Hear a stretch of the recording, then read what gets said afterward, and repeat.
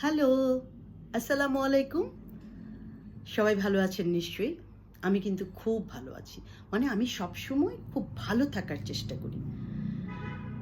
আজকে আসলে যে বিষয়টা নিয়ে কথা বলবো, একই কথা, সিঙ্গেল মাদারদের কথা। আমার এক বন্ধু, আমার খুবই কাছের বান্ধবী, বন্ধু। সে আসলে আমার মানে তার হাসব্যান্ড ছিল আসলে আমার বন্ধু। আর আমি তার মুখে শুনেছিলাম একটা কথা। সে ৩ বাচ্চা নিয়ে বিধবা হয়ে যায়। সে আমাকে একদিন বলছিল যে, "তোহাপা, আমাদের কথা কেউ শুনতে চায় না তোহাপা। আমাদের অনেক কষ্ট বুকের ভিতরে। আমরা বলতে পারি না। কিন্তু আমরা বলতে চাই। আমাদের বলার জন্য, কথা বলার জন্য ভিতরটা কেমন জানি করে। কেউ যদি আমাদের কথাগুলো শুনতো, তাহলে আমাদের অনেক হালকা হতো। কিন্তু আমাদের কথা কেউ শুনতে চায় না।" সে তার একটা অভিজ্ঞতার কথা আমার কাছে বলেছিল। একদিন সে আম তার নার্সারির বিজনেস ছিল। সে তার কাজ থেকে ফিরে সে একটা মানে একটা ক্যান্টিনে সে খেতে বসেছে এবং সেদিন তার অনেক মন খারাপ, অনেক ডিপ্রেসড সে। তার ইচ্ছা হচ্ছিল চিৎকার করে কাঁদে। তার ইচ্ছা হচ্ছিল সে তার মনের কষ্টের কথাগুলো কাউকে বলে। কিন্তু সে বলতে পারছিল না। কারণ এমন কেউ নেই তার কথা শুনবে। সেদিন সে ওই ক্যান্টিনে যেই টেবিলে বসে চা খেতে বসেছিল, সেই টেবিলে আরেকজন মহিলা বসেছিল। তখন সে এতই তার মন খারাপ, সে ওই মহিলাকে বলে যে, "আপু, আমার কিছু কথা আছে, আপনি কি শুনবেন? আমার খুব কষ্ট হচ্ছে।" এবং সে ওই মহিলা সম্মতি দিলে সে হাউমাউ করে তার সব কথা বলে এবং হাউমাউ করে কাঁদতে থাকে। এবং ওই মহিলা অনেক মনোযোগ দিয়ে তার কথা শুনে। অনেক ধন্যবাদ সেই নাম না জানা মহিলাকে। আমার এই বন্ধু আমাকে বলেছিল, "জানো তো আপা, সেদিন আমি অনেক শান্তি পেয়েছিলাম।" ঠিক তেমনি আমি একজন সিঙ্গেল মাদার হিসেবে আমারও এরকম অনেক কষ্টের কথা আছে। আমি মাত্র ২৪ বছর বয়সেই দুটো বাচ্চা নিয়ে আমি আসলে ২৪ ঠিক না, ২৩-এ আমি দুটো বাচ্চা নিয়ে একা হয়ে গেছি। কিন্তু আমি আসলে অনেক হাসি খুশি তো, মানে খুবই হাসি, সারাক্ষণ সারাক্ষণ মজা করি, হৈ হুল্লোড় করি। আমি কাউকে কোনোদিন বুঝতে দিতাম না আমার ভিতরের কষ্টগুলো। কিন্তু আমারও মাঝে, মাঝে মনে হতো আমি মরে যাবো। আমার দম বন্ধ হয়ে যেত। মনে হতো কেউ যদি আমার কথাগুলো শুনতো। কিন্তু আমার এই কষ্টের কথা শোনার সময় কার আছে বলেন? খুব কম। খুবই কম। ২-১ জন বন্ধু-বান্ধব, বাবা-মা, এছাড়া আসলে ভাই-বোন এছাড়া আসলে নাই। কিন্তু আমরা আসলে বাবা-মা, ভাই-বোনের সামনে আমাদের খুব কষ্টের কথাগুলো শেয়ার করতে চাই না। কারণটা আমাদের এই উপমহাদেশে পারিবারিক বন্ধনটা এমন, আমরা আসলে সব খারাপগুলোকে ঢেকে রাখতে চাই। শুধু ভাবি আমার বাবা কষ্ট পাবে, আমার মা কষ্ট পাবে। আমরা আসলে তাদেরকে কষ্ট দিতে চাই না। সেজন্য আসলে আমরা আমাদের সব কষ্টের কথাগুলো বুকের মধ্যে চেপে রাখি এবং ডিপ্রেসড হতে থাকি, ধীরে, ধীরে অসুস্থ হতে থাকি। আর সিঙ্গেল মাদারদের কথা শোনার সময় আসলে কারোরই নাই। সবাই শুধু সিঙ্গেল মাদারদের দিকে আঙুল তুলে, "আরে ও তো একা, ও তো এই কাজটা করছে, ও তো ওই পুরুষের সঙ্গে গেল, ও তো ওইখান থেকে ওই কাজ করলো, ও তো খালি ছেলেদের সঙ্গে ঘুরে, ও তো পুরুষদের সঙ্গে কাজ করে।" শুধু এই ধরনের কথাই রয়েছে সিঙ্গেল মাদারদের জন্য। কিন্তু একবারও কি আপনারা ভাবেন এই সিঙ্গেল মাদারদের স্ট্রাগলটা কি? সিঙ্গেল মাদারদের প্রথম যে স্ট্রাগল, সে যখনই সিঙ্গেল হোক, সেটা সে বিধবার মাধ্যমে হোক, সেটা সে ডিভোর্সের মাধ্যমে হোক, সেটা সে স্বামী পরিত্যক্তার মাধ্যমে হোক, প্রথম স্ট্রাগলটা হচ্ছে অর্থনৈতিক স্ট্রাগল।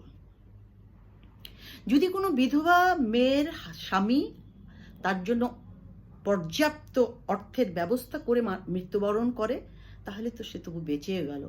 তবুও তার একটা সমস্যা, বেশিরভাগ ক্ষেত্রে কোনো বিধবা মেয়ে স্বামীর পক্ষ থেকে সম্পত্তি খুব কমই পায়, সাপোর্ট খুব কমই পায়। আমি বলছি না সবার ক্ষেত্রে, যারা সাপোর্ট করে তারা তো ভাগ্যবান, এবং যারা সত্যিকারে যেই পরিবার শ্বশুরবাড়ির সাপোর্ট দেয় তারা সত্যিকারে মানুষ তারা। কিন্তু বেশিরভাগ ক্ষেত্রে, আমি কিন্তু বারবার বলছি সবাই না, বেশিরভাগ ক্ষেত্রে এই ঘটনাটা ঘটে। আপনারা মিলিয়ে দেখুন। প্রথম সমস্যাটাই হচ্ছে অর্থনৈতিক সমস্যা। কোনো মেয়ে যদি সেই সময় নিজে কোনো অর্থনৈতিক কাজে জড়িত থাকে, ভালো চাকরি করে বা ভালো ব্যবসা করে, যদি তার অর্থনৈতিকভাবে সে স্বাবলম্বী হয়, তাহলে তার 50% সমস্যা সমাধান হয়ে যায়। আর যদি অর্থনৈতিকভাবে সে স্বাবলম্বী না থাকে, তাহলে নতুন করে যে এই যুদ্ধটা শুরু হয়, এটা আসলে এই পথ দিয়ে যে যায়, এই পরিক্রমার ভিতর দিয়ে যে যায়, সেই শুধু জানে যে সেটা কি ভয়ঙ্কর একটা পথ। আল্লাহর কাছে আমি সব সময় প্রার্থনা করি, আল্লাহ তুমি কাউকে এই পথ দিয়ে নিয়ে যেও না, কারণ দীর্ঘ লম্বা সময় আমি আসলে এই পথ দিয়ে গিয়েছি। সিঙ্গেল মাদারদের তার সন্তানদের নিয়ে কোনো স্বপ্ন থাকতে নাই, তার নিজের জীবন নিয়ে কোনো স্বপ্ন থাকতে নাই। স্বপ্ন থাকলেই সে বিপদে পড়েছে, কারণ স্বপ্ন থাকলে তো আপনি সেটা পূরণ করতে যাবেন, আর পূরণ করতে গেলেই আপনার হাজার হাজার বাধার মধ্যে আপনি পড়বেন। সেজন্য সিঙ্গেল মাদারদের প্রথম যে জিনিসটা, তাকে অর্থনৈতিকভাবে শক্তিশালী হতে হবে। দ্বিতীয় জিনিস, তাকে মানসিকভাবে প্রচণ্ডভাবে শক্ত হয়ে যেতে হবে। এটা খুব কঠিন কাজ। তারপরও আমি আপনাদেরকে বলছি, যারা সিঙ্গেল, আপনারা মানসিকভাবে শক্তিশালী হয়ে যান। আপনারা খুঁজে বের করুন আপনার কি কি শক্তি আছে, আপনি কি কি করতে পারেন।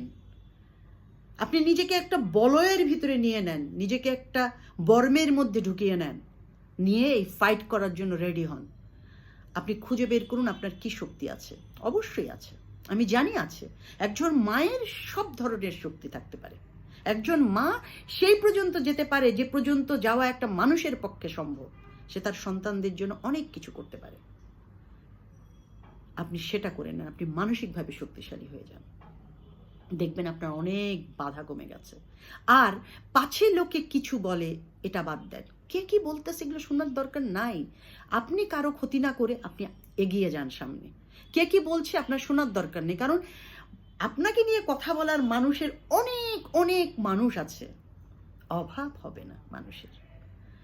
কিন্তু আপনার ঘরে চাল আছে কিনা, আপনার বাচ্চাদের বেতন দিতে পেরেছেন কিনা, সেটার অভাব কিন্তু অনেক আছে। সেই কম মানুষ পাওয়ার অভাব কিন্তু অনেক। সেটা আপনাকে শুধুমাত্র আপনার পরিবার হয়তো সাপোর্ট দিবে, তাও সব পরিবারে দেয় না। যেই পরিবার দেয় আমার মতো, তারা ভাগ্যবান। যে পরিবার দেয় না, আপনি তো আরও দুর্ভাগা। তাহলে আপনি কি করবেন? আপনি কি মরে যাবেন? আপনি কি সুইসাইড করবেন? আপনি কি নিজেকে হারিয়ে ফেলবেন?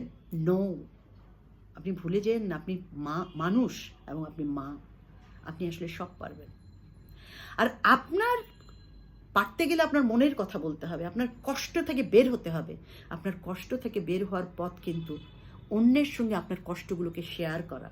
ঠিক আপনার মতো যারা আছে তাদের সঙ্গে শেয়ার করে তাদের জীবনের যুদ্ধগুলো শুনে আপনি অনুপ্রাণিত হবেন। কে কথা বলবে আপনাদের সঙ্গে? কাউকে পাচ্ছেন না, আমি কথা বলবো। আসুন না, আমরা একসঙ্গে বসি, আমরা আমাদের কষ্টগুলো শেয়ার করি, আমাদের অভিজ্ঞতাগুলো শেয়ার করি, আমাদের জয়ের কথাগুলো বলি, আমাদের দুঃখের কথাগুলো বলি, আমরা আনন্দের কথাগুলো বলি। আসুন না, আমরা কথা বলি। আপনাদের যদি কারো আমার সঙ্গে কথা বলতে ইচ্ছা হয়, আমাকে ইনবক্স করুন। সে পর্যন্ত সবাই ভালো থাকুন। প্লিজ প্লিজ প্লিজ আমার এই প্রোগ্রামটি, আমার এই ভিডিওটি পছন্দ হলে লাইক করুন, শেয়ার করুন, সাবস্ক্রিপশন করুন, কারণ আমি চাই আমার কথাগুলো অনেকে শুনুন। আমার এই কথাগুলো শুনে যদি কারো একটু মাত্র উপকার হয়, সেটাই আমার সার্থকতা। সবাই ভালো থাকবেন। আসসালামু আলাইকুম, আল্লাহ হাফেজ।